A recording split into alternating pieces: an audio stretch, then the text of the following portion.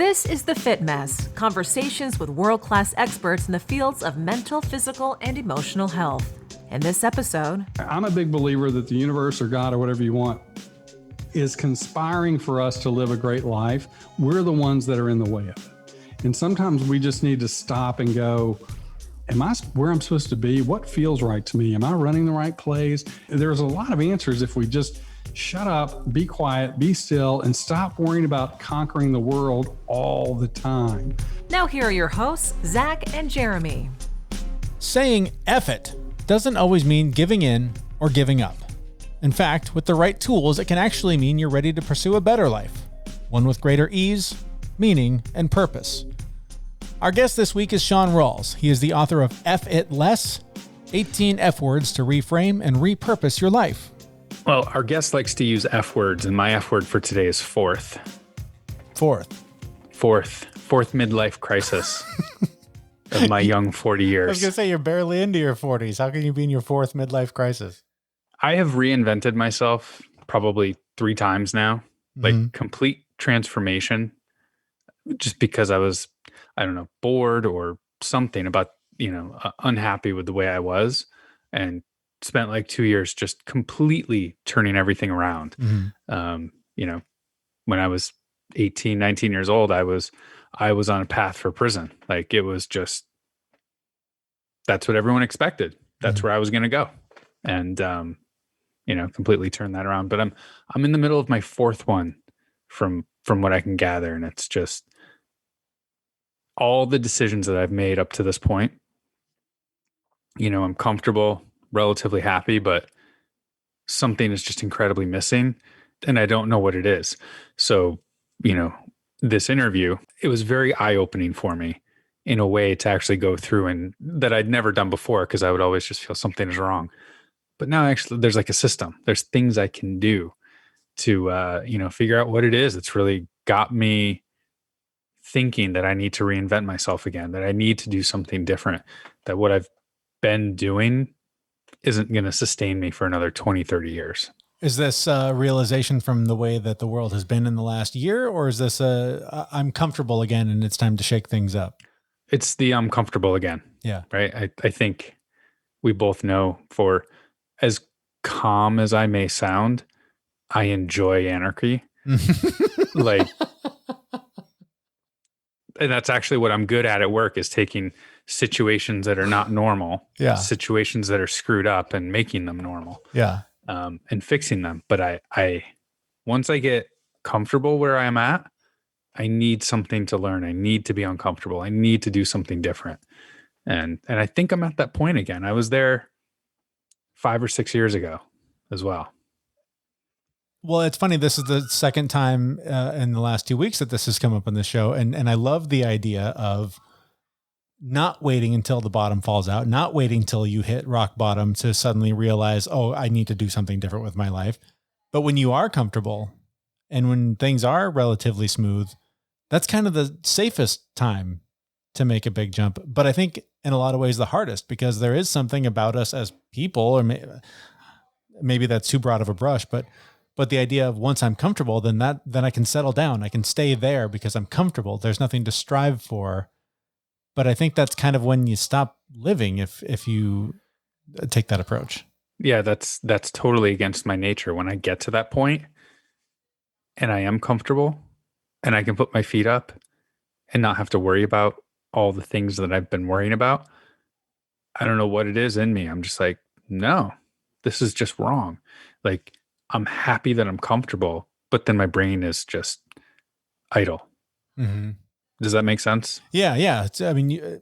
Like I said, there's a difference between being alive and living. There's, I think Ryan Holiday describes it as a alive time and dead time, where like if you're not growing in some way, and that's not to say I don't want to make it sound like it's bad to rest.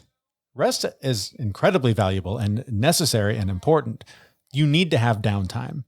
But when you realize after a few years, months, that you're not really growing anymore, and you're just sort of going through the motions, and you're just sort of paying the bills and making sure the lights work and all that, then maybe it's time to shake things up and find a new challenge and a new way to grow. Yeah, the example I was giving to my wife was, right after I finish my coffee in the morning, I start to think about my coffee the next morning. It really is the best part of the day under any circumstance. Come on, let's be honest. It really is, but then the rest of the day is I just have to do this and I can get to my coffee, and just do this and I can get to my coffee, and go to bed and get to my coffee. And then I get my coffee and I really enjoy it. And then I do it all over again. Here's a little tip. You don't have to wait till the next day for the next cup of coffee. You can just go make more. It's okay. You can, but then if you're like me, then I'll be up all night. That's true. And it'll take longer to get to my coffee. That's true.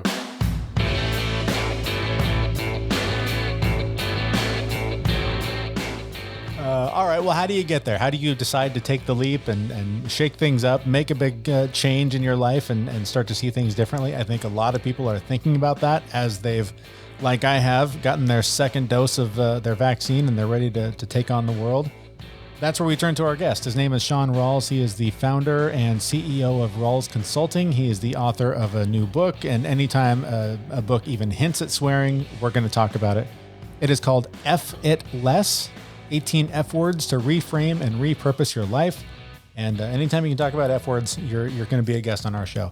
So we started talking with Shaun Rawls about those of us that have already made the decision to do some things differently and how to make sure you're doing it the right way. You pose an interesting opening because I think if you're smart, you've come out of 2020 reevaluating things. But I think there's a lot of people who've just kind of sleptwalked through that. I mean, I don't think that's a given that people have had the chance to do that or been shaken to a degree that where they feel like they should. One of the things I talk about in the book is the fact that human beings, we are the most adaptable species on the planet. Right. I mean, we're brilliant at making things work, whether it's good, bad, shitty, in between. I mean, we can figure out how to make shit work. That's just what we do. Right. But being adaptable, we say it like it's a really positive thing, but the reality is when we adapt to things, we tend to adapt to things that are less than ideal for us. And we don't really adapt to things that are more than that. We don't really ask that question. So we just kind of slide back and we slide into somebody else's version of normalcy. And whether it's a stifling job, whether it's a less than fulfilling relationship, whether it's an environment that it really isn't good for us, whether it may be marginally not good or just toxic. We tend to just think that's where we're supposed to be. And we just figure out a way to work through the day and get to Friday and get a couple of days off and gear up for the next one. And I think we're dangerous to ourselves because we're so adaptable. And I think that this past year has, it's just, I don't know if you experienced this, but when I got my COVID shot, I had this sense of relief that I had no expectation. I was like, oh man, I'm gonna get my shot. How awesome. And I walked out of there. I almost teared up. I was like, wow, I just feel like I won a lottery ticket the way it happened. And there was just this sense of burden that just kind of elevated off my shoulders a little bit. And I was not prepared for that. And I think we're all walking around with that sense of angst or sense of survival that really isn't living. I mean, we just kind of put some guardrails up around our life, around our friends, around our social life. And those guardrails just kind of physically and realistically and metaphorically have we got to figure out how to break through them and get back to a new normal. And the cool part about that is I think we get to define what that looks like for us. And we should take this time to say, wow, what do I want to look different now that I've escaped death and all the things that COVID represented? And now I can get back to who do I want to spend my time with and who do I not want to spend my time with now that I actually have a choice. You mentioned survival. And I think that was one of the bells that kept going off in my head while you were talking, was just that it does seem like, and maybe I'm wrong, I'm no psychologist, but it seems like our adaptability, our desire to sort of make it work is a survival thing. Maybe it is this primitive thing in us. It's like, once I've got a house that I'm safe in and a job that pays my bills, then I don't have to venture out and find another bison. I don't have to venture out and take down the big game to feed my tribe or whatever. Is that sort of where that comes from? Is it that rooted in who we are? I think it, I don't know if it's supposed to be, but I think it's kind of ended up that way. And one of the things I talk about in the book is we all have coping mechanisms to get through those things. And that's part of our adaptable process. But when you really step back and you look at those coping mechanisms, they're habits. They're not solutions, right? So, and I think people just kind of feel good about themselves, but the reality is you've just created a habit of survival instead of creating a solution to truly live. And this is a really good time for people to it's kind of like I think it's like the halftime of the Super Bowl, right? Where you just go in there and you go, okay, we're up or we're down. We got 30 minutes more to play. What are we going to do with the time we have left? Do we need to change our game plan? Do we need to change the plays? Do I need to do something different? And if you're not looking at this like you're in the locker room at halftime, you probably should, in my opinion, because I think that's the gift that this has given us a pause for reflection, for connecting with ourselves and reevaluating whether our life is okay or not. And one of the chapters in the book is fine to fantastic. And I say fine is the enemy of fantastic, because bad, a lot of people say, no, bad's the enemy. And you're like, no, because when it's bad, it prompts change. But when things are okay, it really doesn't prompt change. You're just kind of like, it's all right. I'm good. You know, I'll be fine. And we just ended up in this fine thing where, you know, fine turns into a year and 10 years and 20 years. And next thing you know, you look back and you're like, shit, I have been fine for a long time. And I don't know that I'm okay with that. So this book hopefully will get people to kind of look at that. Are you just fine? Or do you want to be fantastic? Are you okay with fine? Just look at it and see. So that takes me back to a therapist once told me, as I was complaining about all these things I wanted to do or needed to do to make myself better, she suggested that I was too comfortable with where I was. I was fine. Right. And that's why I wasn't, you know, putting forth all of these massive changes. But, you know, I love looking at it from that idea of we're adapting to get through a shitty spot instead of adapting to make positive changes. But how do you make that shift? How do you change that from I just need to get through the week to get to the weekend to I'll tell you. There's a simple exercise that I've led thousands of people through around the country. And here's what I would, if you and I were having a beer and having this conversation, we'll do it publicly. But this is what I would do. I'd say, take a piece of paper if you've got one, and draw a quadrant, right? Just make the whole page a quadrant. Mm-hmm. And in the upper left-hand corner, draw a plus sign. And on the upper right-hand quadrant, draw a subtraction sign. And on the lower left-hand corner, draw a multiplication sign. And on the lower right-hand corner, draw a division sign. And this is your quadrant. And mm-hmm. So here's what that means. In your life and in your business, what are the tasks that you do, and who are the people that you spend time with that add to the quality of your life or business and give you energy? Those people go in the plus quadrant. Mm-hmm.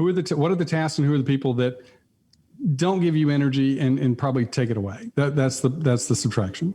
The multiplication side is who are the people and what are the tasks that don't just give you energy but truly multiply. If the plus sign is good, this is great. This is your most dollar productive activity. These are the people you can't get enough of. They inspire you. You learn from them, that you love from them, whatever it is. And then on the bottom right, the division sign, these are not just people that take away your quality of life and energy. These are the people that suck the life out of you.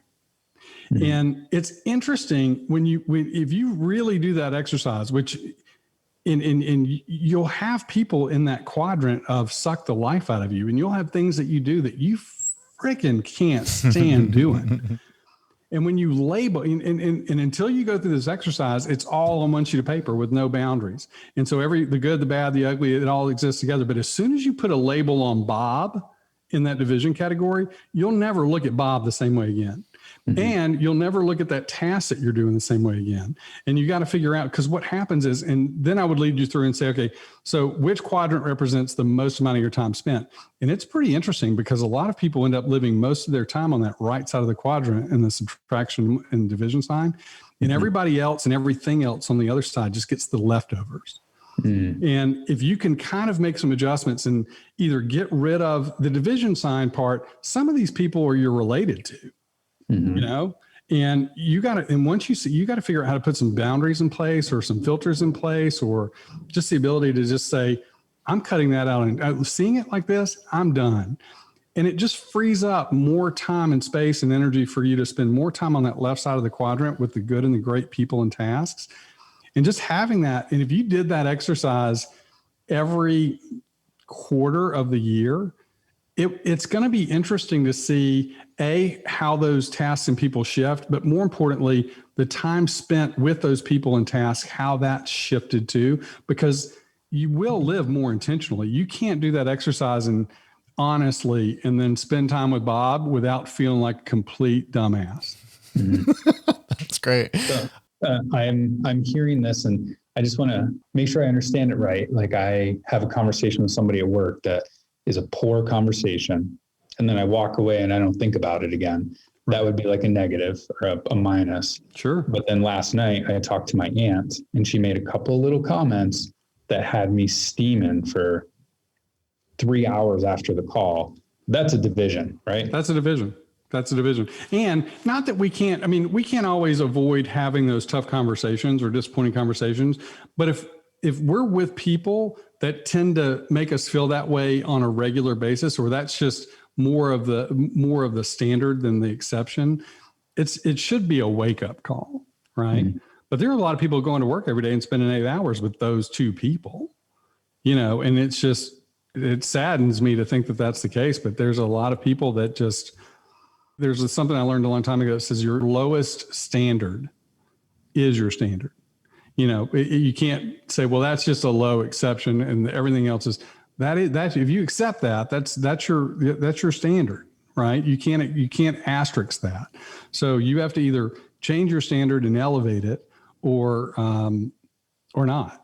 It's your call. I love that exercise. Just mentally, I was doing it in my head. We're in the middle of our halftime and we're planning a big move and all this. And I was sort of putting some of the things in the boxes, and it gave me a lot of clarity on one of the things that I'm like, like our house, we're planning to move, and I'm like, oh, but our house, it's this great thing. But when I went through, where does it go in the box? It's in the division box. I'm just like, I'm hanging on to one of the biggest anchors in this whole process. Isn't that funny? It's so like it's a blankie. It's like a grown-up blankie. We everybody's got that thing, and sometimes it kind of morphs into a house, and sometimes it's a car, and sometimes it's a person or a dog, or we do that. But it is a really interesting exercise. I mean, there's not a person that's ever done that I've walked through that hadn't been like, oh my God. I mean, I did it with a lady that worked for me once, and she said she was crying. And I said, "What? Why are you crying?" She said, "I don't think I have anybody on the left side of this quadrant." Oh, that's awful. And my heart broke for her. Yeah. But and I just realized, man, we take so many things for granted, even the people that are there but some people just have never had that opportunity to be around people that truly give them energy. One of the things in the book I talked about that friends of mine taught me a long time ago was they categorize people into two people. I walked into a party actually, and it was while I was going through my divorce and all this stuff. And I walked into a party, and these are good friends of mine. And they said, "Look, I really want you, this is a small group. And I know you don't know anybody, but here's what you need to know. Everybody in here is a lifter. Everybody. We have invited only lifters in our lives. So don't be afraid to talk to anybody, because everybody in this door is here on purpose, and they are powerful lifters in our lives. And just embrace that. There are no leaners here." And I talk about that in my book, not the story behind it, but the fact that people either lift you up and lift your energy up, or they lean on you and take it away. And knowing who's who is really clarifying. But the scary part is, it goes back to that fine thing, is the scary part is it's not the people that automatically come up as leaners in your life that are the problem. It's the people that you're not sure about, that you really you're not sure where to put them in either, but they're the ones where you're probably leaking energy because you're spending time with these leaners that you've been treating like lifters, and they're not. Interesting. That's so interesting. The book is loaded with F words. Let's talk about a few of them. What are Sure. these? What are these F words, and how can they help us sort of carve this path as we lean into the second half of our lives? Find a fantastic. Feelings is a big one, because I think I talk a lot about feelings and how they're the first indicator that something's not right. We just, and guys particularly, we're all guys on this call. I don't think we are naturally gifted at being in touch with our feelings to the degree that we can talk about them in a vulnerable way a lot of times. So I go through that in the book a little bit. There's a concept called Foxhole. Is one of the F words. And foxholes are military things that people have to learn how to carve out a space where they can protect themselves from enemy fire, and also give them an opportunity to kind of fire back from a point of offense. And in life, when you go through crisis, it's really important to realize who your foxhole buddies are, because the most important thing in a foxhole is keeping your foxhole buddies alive. And the people that go through foxholes with you in the military are people that have lifelong bonds because of the shit they went through together. And there's just an emotional bond there. And when you go through crisis, you usually go through it with a few key people. And it's always interesting who shows up, but it's more interesting who doesn't. And it's if you want to know who your true foxhole buddies in life are, just go through a crisis and you will have no problem figuring out who that is. There's a chapter called Float. Float is an F word. And float is about the power of doing nothing. We are so productive as a society. We do things to make ourselves more efficient and accomplish more in less time. When you go way back, things were created to be more efficient so that we could have more time. But the fact of the matter is, we create more efficiency to do more in more time, and we give up our time for more and more and more tasks and more money, or whatever that is. So float is the power of doing nothing. It's taking opportunities. And I learned Transcendental Meditation about 6 years ago, which was, I used to laugh about anybody who said meditation. I just thought you were just running on fairy dust, right? But then somebody said, hey, you really should check this out. And so I did. And I thought the class was a little weird, to be honest. Sure. But the skill that I walked out of there with, of being able to just basically jump in a swimming pool and sit at the bottom and shut out all the noise above for 20 minutes at any given time, is powerful.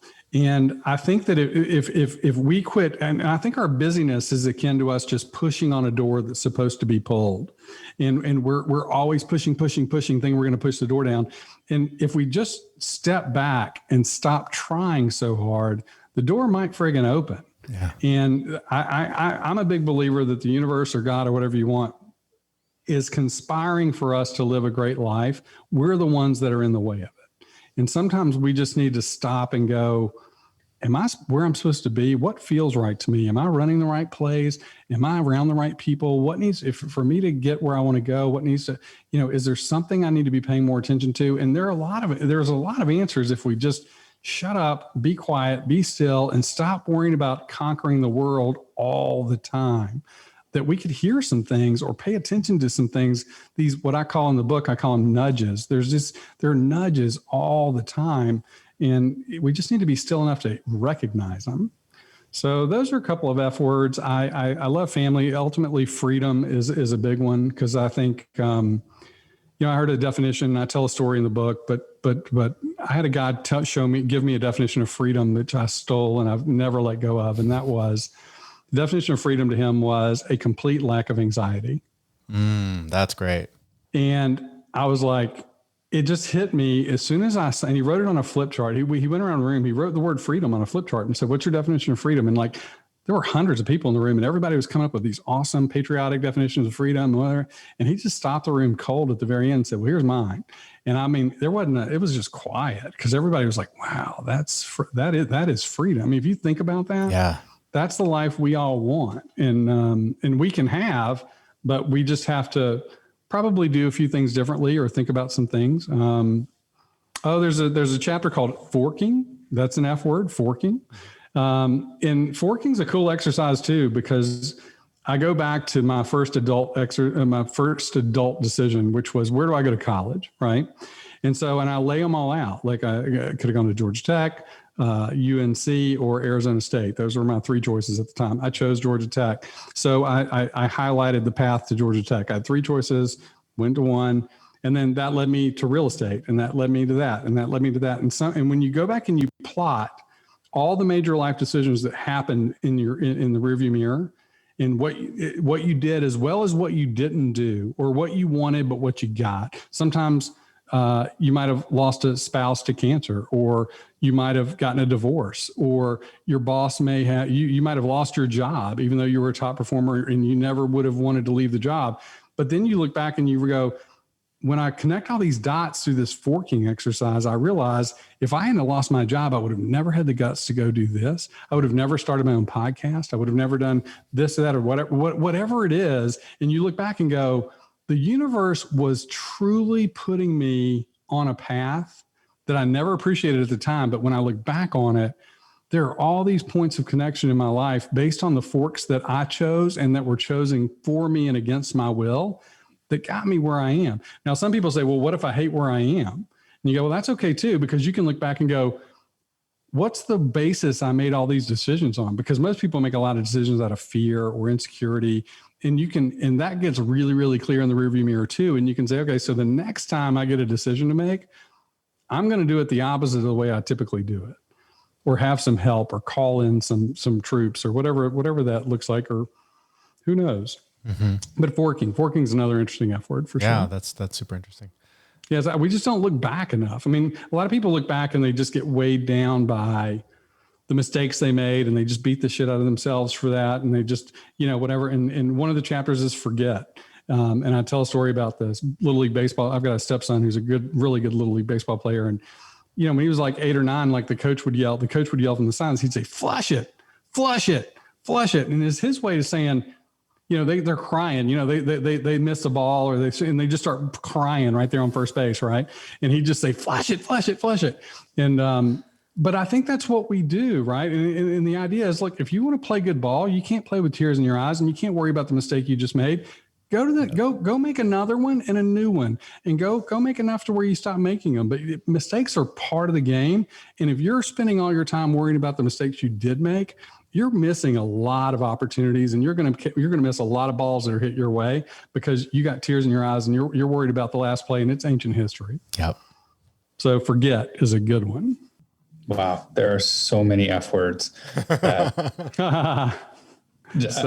want to ask you about all of them, but I guess that, we can do the answer to that should be, go read the book. Right? Exactly. Yeah, it's available on Audible. It just hit today, and it's good. So read it, and I'd love to do another show if you guys want to chat some more about them. But because I believe this book is going to help people live a better life, and it's designed to say, just look at where you are and ask yourself if it's okay. Because my guess is there are some places in your life where you have adapted to something that's less than ideal. And maybe that's not a big deal today, but in 5 years, if you keep doing that, it might explode. I mean, people don't usually just burn out. They usually blow up, right? Mm-hmm. You can rust out along the way, but most of the problem, you see all these things with these people going postal and doing all kinds of crazy stuff out there.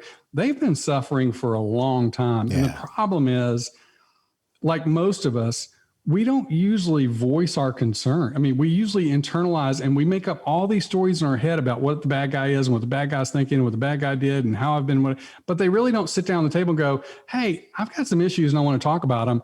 They usually go through silence for so long to the point that they've created this boogeyman that is so big. And then they just go and they just blow the whole thing up, and everybody's like, what happened to Tom? Yeah. And it's like, I don't know. Well, and it's interesting. You make that analogy, I guess. And you mentioned earlier how men are not so good when it comes to being connected to our feelings and sharing them. And that's right. It's no coincidence that most of the people that take out these violent actions are men, because true. We are not taught to deal with our feelings the way that we try and preach here, and that I hear you preaching in your book and in your work.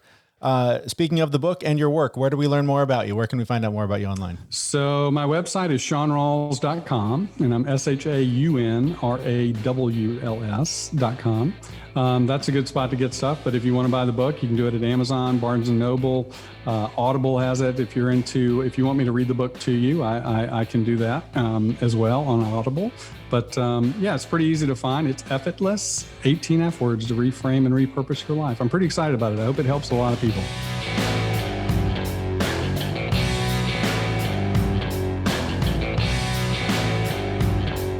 All right, his name is Shaun Rawls. All the links that he mentioned to the book and his website are on our page, thefitmess.com. Just look in the show notes for this episode. Lots and lots of F words in that book. None of the ones I was expecting to find, though. Yeah, I was hoping for the good one that you can use anywhere. Yeah, generally, I think when you're trying to make a big change or forced to make a big change, it's because you're generally fucked. And that not one of the top 18 F words. I was really surprised by that. Yeah, I won't say what it is, but in my car today, I was just thinking through all of the things that were in my plus and minus and division categories, and the one item that was in my division category, which I'm not going to say on the show because I just don't want everyone to know about it. But I literally, in my car, I screamed, like it just hit me out of nowhere, but I screamed, I fucking hate. But it was so soothing, using that F word. Oh yeah. Yelling it out and having that emotional reaction and getting vulnerable. Even to myself, even though I was in my car and nobody knew except for the guy behind me when I swerved, when I screamed. But it was just this moment of, rah, and then, okay, now we're going to change it. Yeah. It's those moments of self-reflection when you take the time and do, like he suggests, that simple exercise of breaking it into the 4 quadrants. I didn't even do it on paper. I was just doing it in my head. And as I mentioned, like the one thing that I'm so afraid of letting go is like one of the biggest things in my division column. It's remarkable. Yeah. Like, again, this sort of alludes to something we talked about last week, but just the idea of sometimes to move forward, you do have to look back. And that's where, a good journaling practice can be really helpful, because if you do review where you've been and the things you've already done and the lessons you've already learned, you can always go back to those and learn them again. And you can see patterns where you do fall off the horse. I was talking to my doctor about this today. Just the idea that, like, I know what I need to do to battle depression and anxiety and to feel good and to generally be sort of happy. I need to ride my bike. I need to exercise. I need to drink enough water, and I need to meditate. I need to do that every single day. Mm-hmm. If one of those things falls out of the equation on any one day, then like a house of cards, the others will, and then I'll end up depressed and overwhelmed and feel like, what's the point? And then the cloud will lift and I'll put those things back in. And it's just this cycle. And when you look back and go, oh my God, there's a pattern here, you can start to make those decisions like you did when you screamed in the car today. I'm going to change this. I'm going to do something different. Yep. It was such a great moment. Yeah. Screaming in the car in general is usually a nice release valve. It is. It's actually not bad. I enjoy it. Were you, nobody in the audience is going to care about this, but you're a big heavy metal guy. Do you sing along to some like Pantera or something to just like get that out sometimes? Occasionally. Interestingly enough, I was listening to Metallica at the time. Of course. The particular song I was listening to is called Blackened. So it was, somehow I knew it was right in the, maybe it was the music that put me in the mood, or the music came on because of the mood, right? And the universe just answered. I don't know, but it was pretty loud. That's one of those things where I think, like, in my 20s, you sing in the car all the time because all you're doing is driving around, going from place to place. But when you've got kids, you can't just crank it and just scream, I mean, I suppose you can, but your kids are going to think you're a pretty weird dude. So I just think that, when you have those moments alone in the car, you got to do that sometimes. Yeah, it was very relieving for sure. Because the workout I was coming from wasn't enough, apparently. Apparently not. All right, well, cue up your Metallica soundtrack, because this episode is coming to an end and you're going to want to scream, I imagine. So enjoy doing that. We are going to take off. We will be back next Wednesday at thefitmess.com. You can head there right now and subscribe to the newsletter, follow us on your favorite social media platforms, and, of course, subscribe to the show on your favorite podcast player. Like I said, that's going to do it. We will be back next week with a brand new episode at thefitmess.com. See you, everyone. We know this podcast is amazing and doesn't seem to lack anything, but we need a legal disclaimer. Prior to implementing anything discussed in this podcast, it is your responsibility to conduct your own research and consult your physician. You should assume that Jeremy and Zach don't know what they're talking about, and they're not liable for any physical or emotional issues that occur directly or indirectly from listening to this podcast.